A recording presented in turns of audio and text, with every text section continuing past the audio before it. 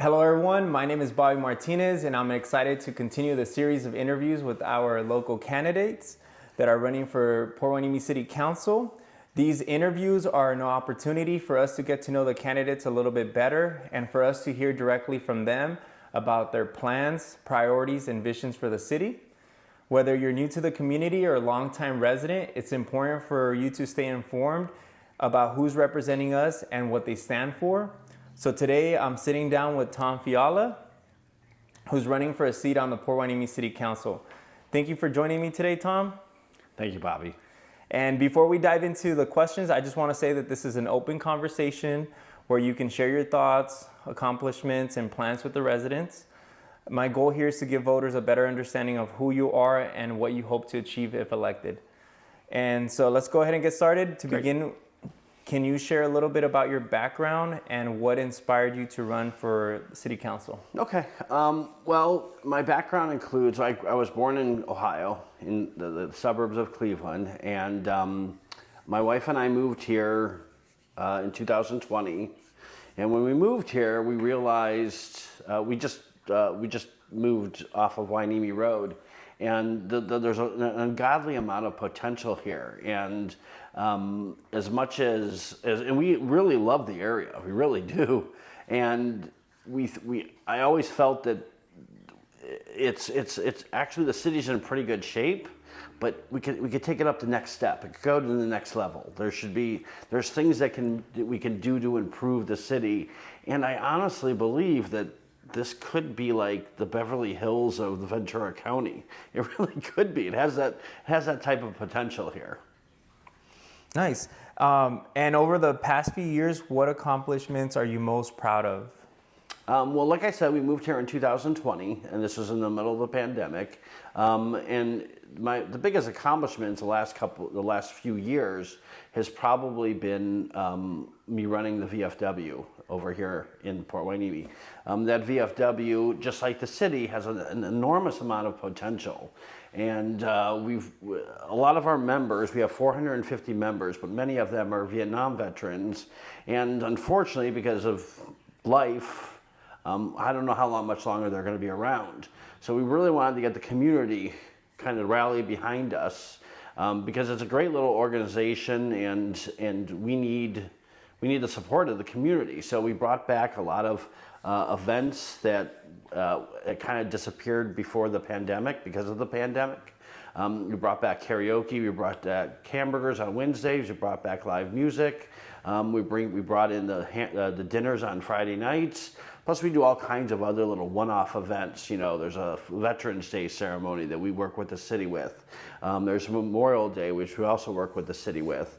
And we try to do a lot of outreach to other community-type places like Grocery Outlet when they were looking for a place to hold their job fair.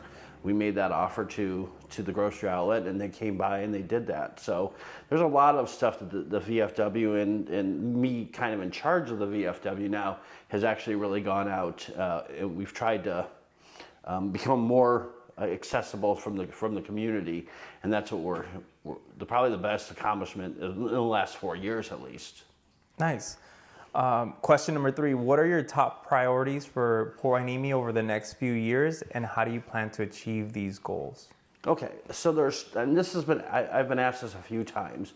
There's two big ones I bring up, and the first one is homelessness. Now I know that's a much broader, it's a much bigger issue than just the city itself.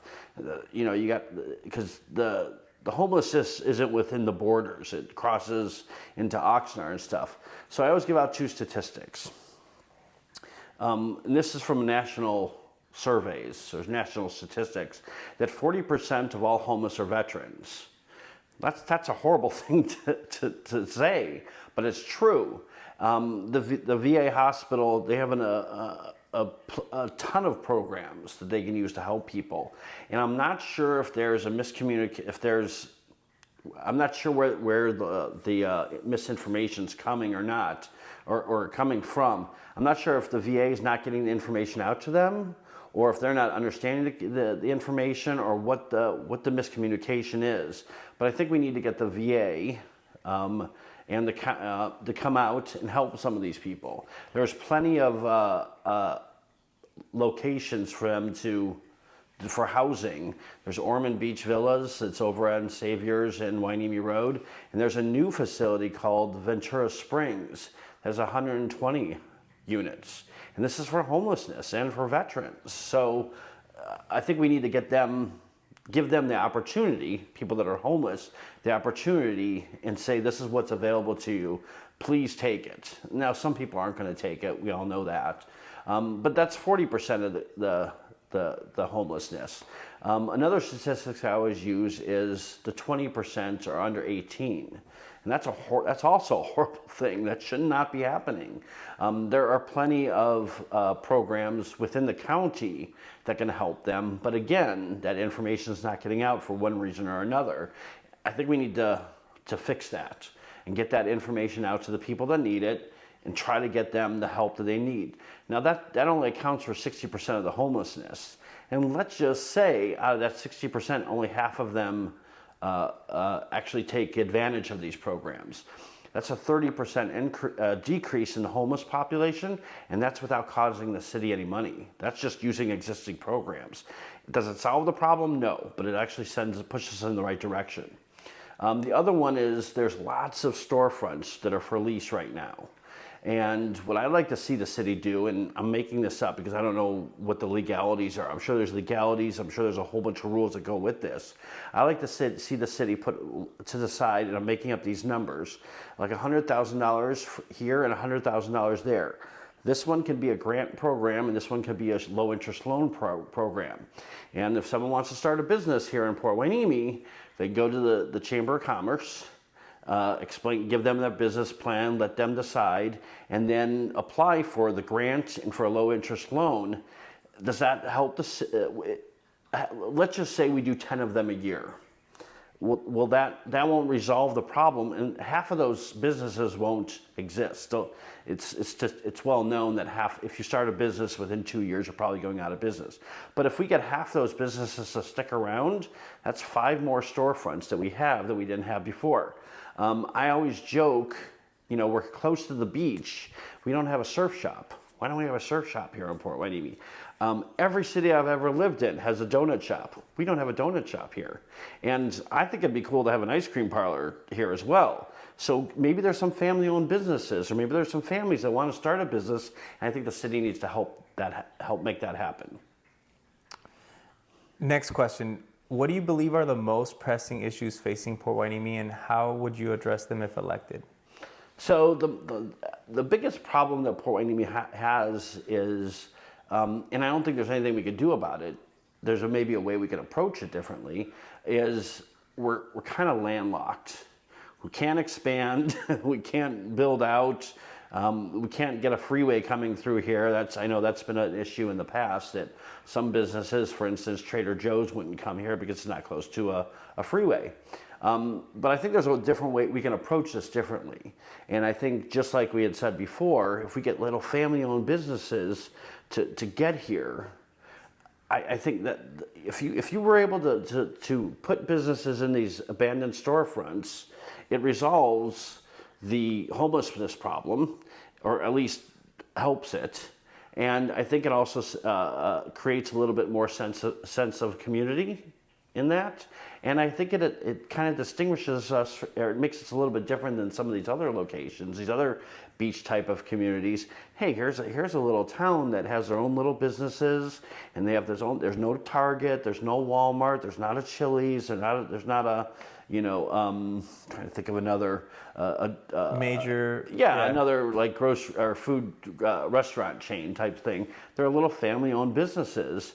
I think there's a little bit of charm that comes to that, and a little bit of pride that comes to the community. So unfortunately, the biggest problem is that the fact that we're kind of surrounded by Oxnard, and there's nothing we can do about that, but we can use that to our advantage. Nice. And what do you want voters to know about you that we haven't yet discussed?